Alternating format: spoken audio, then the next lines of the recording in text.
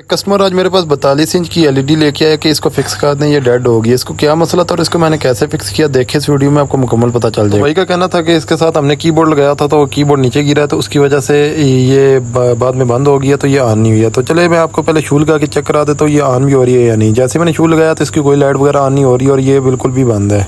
तो जिस यूएसबी में जैक लगाया था वो काफ़ी ज़्यादा टूटा भी हुआ था, टेढ़ा भी हुआ था, मुझे उसी पे शक था। तो सबसे पहले मैंने इसके बोर्ड के भी पेज खोल लिए। उससे पहले मैंने आपके सामने इसके कवर के पेज उतार के इसका ऊपर से कवर उतार लिया था। उसके बाद बोर्ड सेपरेट किया। बोर्ड सेपरेट करके सबसे पहले मैंने अपना इसको बाहर निकाली और देख सकते हैं ये इसके अंदर से टूटा हुआ है। और मेरे ख्याल से यही था कि इसके अंदर से इसकी पिन जो है बॉडी के साथ टच होगी, जो कि पॉजिटिव वाली होती है। तसल्ली के लिए मैंने अपने मीटर को कंटिन्यूटी पे रखा और इसको जब शर्टी पे चेक किया तो ये यहाँ पे शॉर्ट शो कर रहा था। मैं आपको चेक करा देता हूँ।